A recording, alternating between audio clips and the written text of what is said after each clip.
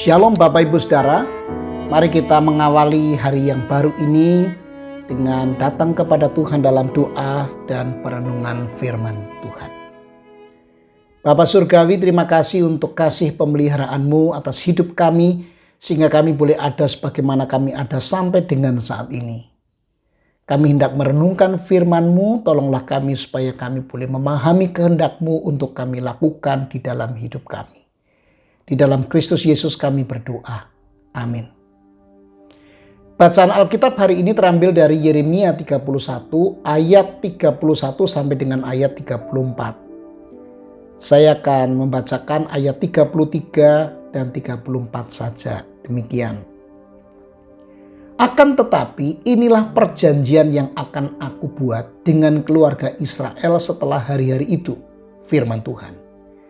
Aku akan meletakkan Tauratku dalam batin mereka dan menuliskannya pada hati mereka. Aku akan menjadi Allah mereka dan mereka akan menjadi jemaatku. Mereka tidak akan lagi mengajar sesamanya atau saudaranya dengan berkata, "Kenalah Tuhan." Karena mereka semua akan mengenal aku, dari yang paling kecil di antara mereka sampai yang paling besar, firman Tuhan. Karena aku akan mengampuni kesalahan mereka dan aku tidak akan mengingat lagi dosa mereka. Bapak Ibu Saudara, ada cukup banyak penggambaran tentang Allah di dalam Alkitab untuk tujuan mengajarkan kepada kita betapa Allah sungguh sangat mengasihi kita. Salah satu penggambaran tentang Allah adalah bahwa Dia menempatkan dirinya sebagai seorang suami. Sedangkan kita umatnya sebagai istrinya. Mempelai pria pada Allah dan mempelai wanita pada kita umatnya. Itu kita bisa juga temukan di kitab Perjanjian Baru. Penggambaran tentang mempelai ini. Allah sendiri yang memutuskan untuk mengikatkan dirinya dalam sebuah perjanjian dengan kita layaknya suami istri. Allah mengikatkan dirinya kepada kita agar ia bisa hidup bersama dengan kita dan menyatakan kasih-Nya kepada kita. Ini keputusan Allah yang penuh dengan kasih. Dia mau mengikatkan dirinya kepada kita agar ia bisa hidup bersama dengan kita. Namun jujur kita harus mengakui sebagai umatnya kita seringkali tidak setia kepada Dia. Kita sering tidak mengasihi Dia. Kita sering melanggar perjanjian itu.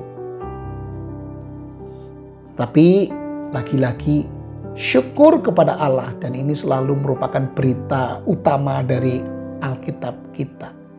Bahwa Allah adalah Allah yang penuh dengan kasih. Allah adalah pribadi yang setia dan penuh dengan kasih. Dia memperbarui perjanjian itu. Tuhan berkenan memulihkan kembali ikatan perjanjian itu yang telah dilanggar oleh kita. Dan Dia kembali menerima kita sebagai umatnya. Bahkan Allah sendiri kemudian berjanji untuk tinggal di dalam hati kita selamanya. Sehingga kita dapat mengenal Allah secara pribadi.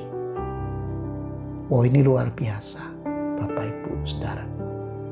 Jika Allah sedemikian rupa mengasihi kita, Dia mengampuni dosa kita dan berkenan tinggal di dalam hati kita, tidakkah seharusnya kita pun balik mengasihi Dia?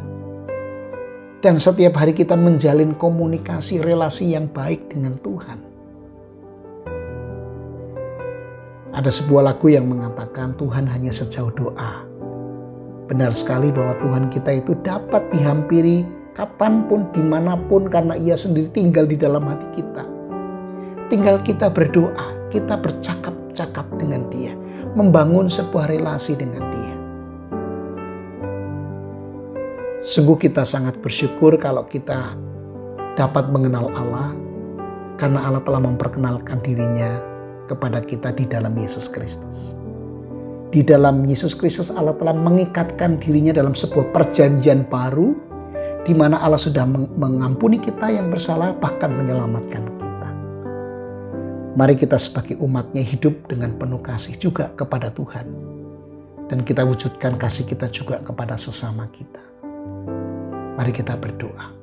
Tuhan, terima kasih untuk kasih-Mu yang senantiasa dinyatakan dalam hidup kami. Engkau berkenan memulihkan hubungan kami walaupun kami sering kali menyakiti hati-Mu ya Tuhan. Tolonglah kami untuk selalu tahu diri. Dan kami mampu untuk mewujudkan kasih ini di dalam kami menjalin relasi dengan Tuhan, komunikasi dengan Tuhan tiap-tiap hari.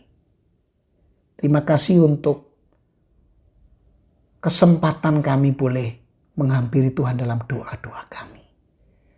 Dan biarlah kami boleh menjalin relasi, komunikasi dalam cinta kasih kepada Tuhan di dalam Yesus. Berkatilah hidup kami hari ini ya Tuhan. Di dalam Kristus Yesus kami berdoa. Amin.